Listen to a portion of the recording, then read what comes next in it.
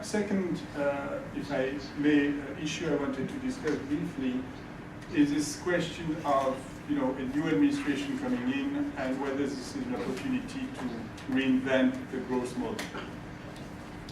In general, there are many reasons to be skeptical about new growth models. There have been many more governments coming and talking loosely about new growth models than effectively new growth model invented.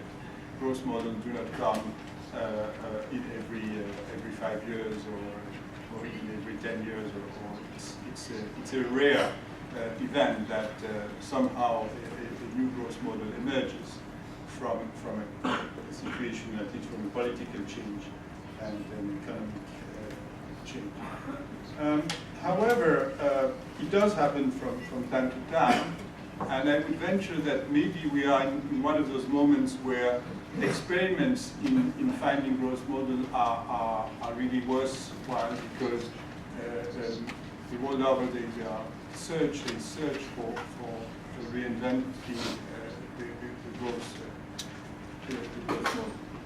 One reason is clearly that we've lost faith in the self-equilibrating character of markets. I mean, to paraphrase Adam Smith, we don't believe that the self-interest of the bankers is going to produce the well-being of the rest of the society. We don't believe it anymore, and that's a major change. I wouldn't say we've lost faith in the markets. I think the market remains as powerful an institution, an instrument as it was before, but we've lost faith in the self-equilibrating character of market, which is different and which changes the relationship, or potentially changes the relationship between government and market. Second, I think we've got to take seriously this discussion about climate. It's not just because the Copenhagen conference is taking place today. It's also because the more we think about climate, the more we realize how important the implications, if taken seriously, for growth in our economy. It's not simply a constraint. It's also the need to trigger changes in the pattern of innovation, in the pattern of productivity in the economy.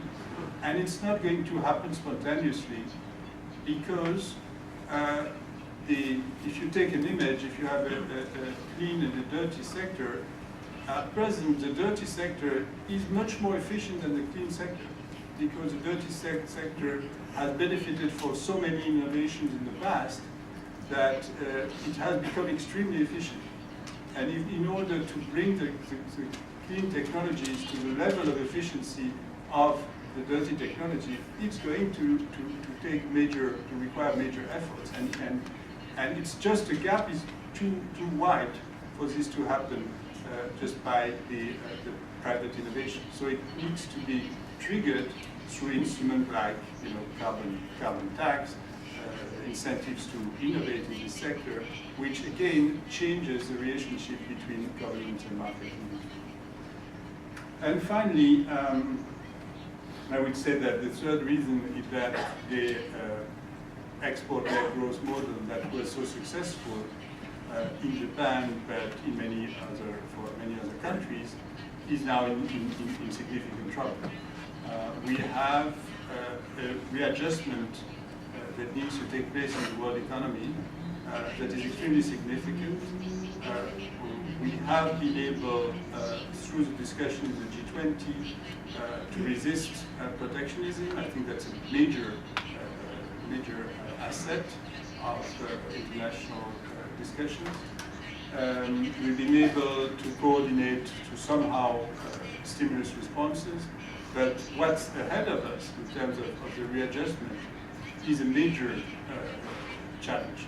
It's a major challenge because in the G20, the ability now to engage into the kind of discussions it needs to be is limited.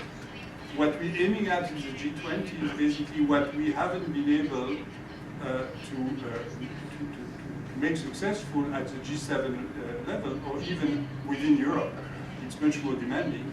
And so the question of how to reinvent the growth model to adjust to a world where not everybody is driven by the US consumer, it's a major question, and it's yes,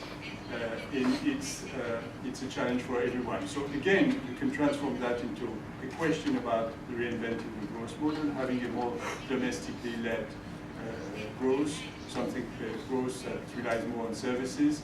And if you put all three dimensions together, I think that tells you that it's a moment where this kind of thoughts about reinventing the growth model are certainly worth having. Let me start.